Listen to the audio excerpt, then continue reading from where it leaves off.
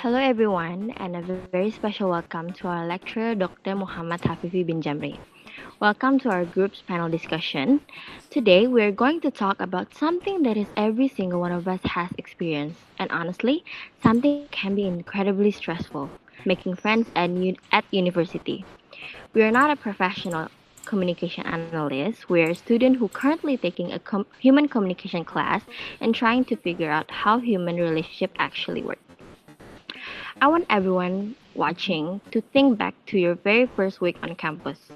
Starting university is arguably one of the most important transitional phase in a student's life. We all arrived here as a total stranger in a completely unfamiliar academic setting. Remember, sitting in a massive lecture hall during orientation week or moving into your hostel and looking around realizing you don't know a single soul. The biggest obstacle we face is figuring out how to socially transform from being just a awkward stranger into a genuinely supportive at first, everything was super formal. You just exchange names and then talk about your lecture timetables, complain how about excitement, and figure out the classroom procedures. But how do we breach that gate? How do we go from asking what time it is, what time the class is, to saying, hey, I'm really struggling with my mental health, can you help me? Well, in our class, we studied a framework called social penetration theory, which perfectly maps out this journey from a shallow everyday interaction to a deeper and meaningful relationship. To help us break this massive concept down, I'm joined with my amazing group mates, Chong, Ong, Nurfatin, and Rianti. Now, Chong, I want to start with you. Can you explain to us what this theory actually is, where it came from, and how it works in simple terms? Alright, thank you, Zahra. I would love to. So, social penetration theory, which we usually just call as SPT, is a theory that was developed by two researchers named Erwin Altman and Dalmas Taylor back in 1973. The entire foundation of their theory is that closeness and intimacy in a relationship does not happen naturally or magically overnight. You do not just bump into someone and instantly become best friends. Instead, closeness is the result of developing trust through a process called mutual self-disclosure. Self-disclosure is basically just the act of revealing yourself to another person by sharing your personal thoughts, your feelings, and your secrets. To make this really easy to picture, Altman and Taylor use a really famous analogy. They say that human personality is literally like an onion with many layers. An onion? So you mean making friends is supposed to make us cry? No, exactly. Thought university stress might make us cry sometimes. No, it is about the layers. The outmost layer of the onion are thin. They represent your basic biographical or background information. This is the stuff you share in casual conversation, your name, your major, what city you are from. It is very safe. But as the relationship progresses, you start peeling away the outer layers. You start sharing the middle layers, like your personal beliefs, your values, and your emotions. Finally, if you trust someone enough, you reach the innermost of the layers. This core contains the most highly personal information like emotional or psychological wounds, traumas, and deep fears, which you only share with someone you deem highly trustworthy. Altman and Taylor also mention two very important terms, breadth and depth. Breadth is the number of the different subjects you talk about. Depth is how intimate that information is. For a relationship to be truly successful, you need both. That makes a lot of sense. You can just jump into the core of an onion on day one. If I walked to a stranger and told them my deepest childhood trauma, they would probably run away. So there has to be a step by step process, right? Exactly. You have to evaluate the risk and benefit before connecting emotionally. The theory breaks this down into four specific stages. Stage 1 is the orientation stage, which very little or no personal information is shared. Stage 2 is the exploratory affective stage, where you start getting comfortable sharing your opinions and personal preferences. Stage 3 is the affective stage, where close emotional bonds actually from and personal information is freely expressed. And the final stage is the stable stage, which is a mature relationship with complete honesty, where you do not need to keep the secrets anymore. Oh, and there's one more important thing the theory covers: deep penetration. This is when the friendship starts to fade. You stop communicating, you withdraw emotionally, and the layer of the onion basically closes back up until the relationship ends. Oh wow, deep penetration. That's actually really sad to think, but so true. I think we all have that friends from our first semester that we just stopped talking to and now we're back to being strangers. Anyway, thanks, Chong. That's really lays out the theoretical groundwork for us. Now, I want to bring you into the conversation. Hearing the theory is one thing, but how do we actually see these four stages playing out in our everyday lives, walking around campus? Can you give us some real, relatable examples? Yeah, definitely. When you take the onion analogy and apply it to our life as university students, it is actually incredibly accurate.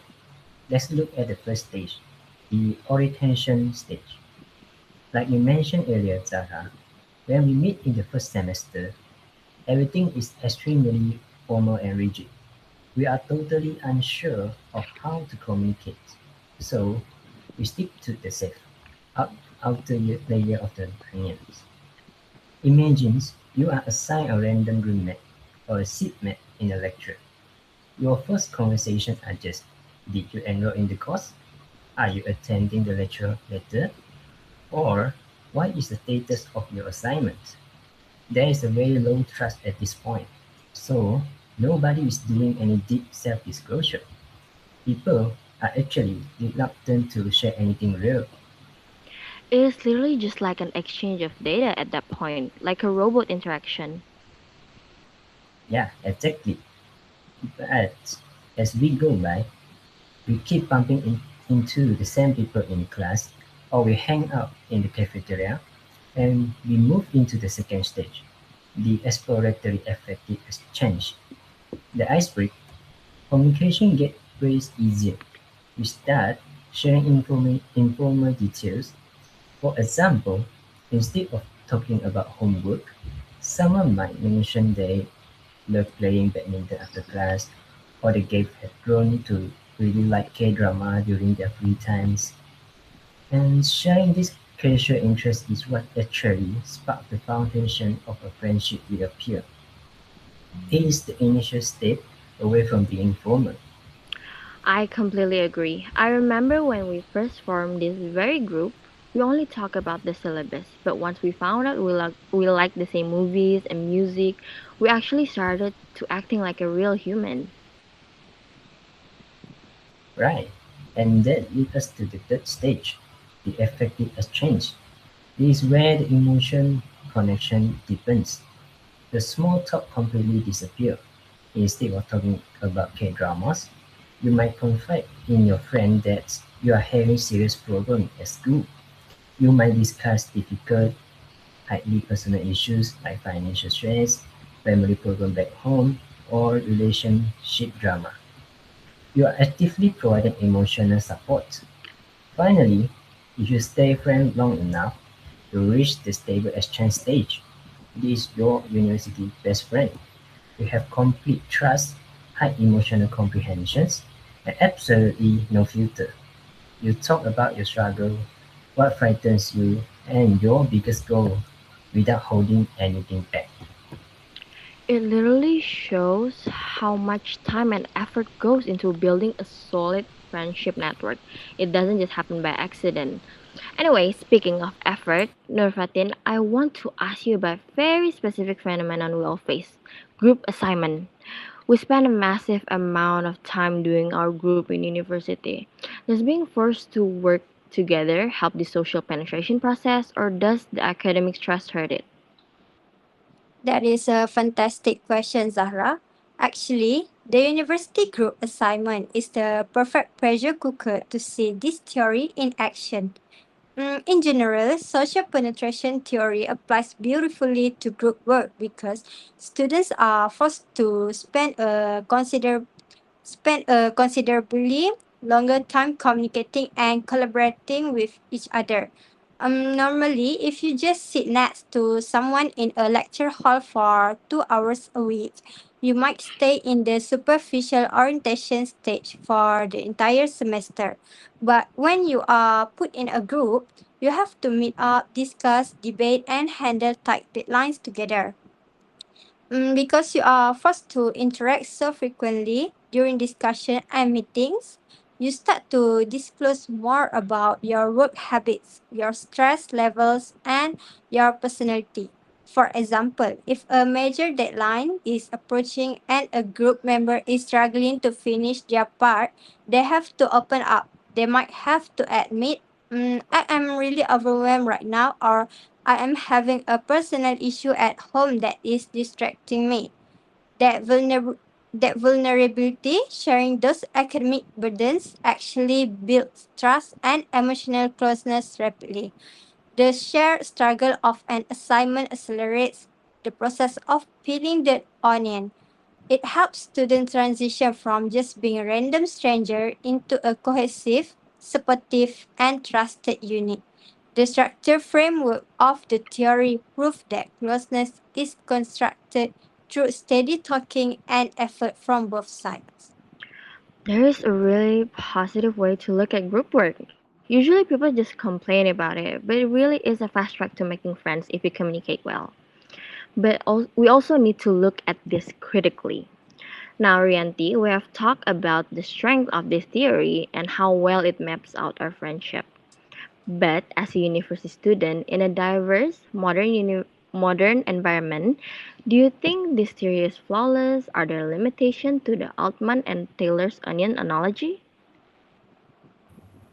Okay, thank you, Zara. And that is a really important question because the answer is definitely no, because the theory is not flawless. While it give us a great organized structure, it has some major limitation when you apply it to the complex real world. The biggest flaw is that the theory expects the growth of human connection to happen in a straight, slow, and then step-by-step line. But we all know that isn't true because true friendship often don't follow this need of patterns. And sometimes you meet someone during a difficult personal situation and you form an emotional bond instantly and then skipping the small talk entirely. And the other times, you might know a classmate for 3 years and remain completely superficial, never going any further. And the theory simplifies complex human interaction way too much. That is very true. We don't all act like predictable robots following a script. What about our backgrounds? Does where we come from change the onion is peeled? Oh, okay. Absolutely, because this is probably the most crucial point for us. As we know, social penetration theory was created in the 1970s using a very Western perspective. And we know in Western cultures, freedom of expression and high emotional opens are the norm because they are highly valued. But look at our campus environment here. We have a beautifully diverse multicultural environment with students from Malaysia, Indonesia, and Chinese background, and many others. And in Asian cultures, the concept of individualism isn't as strong because we value politeness, indirect speech, and keeping family privacy very strictly protected.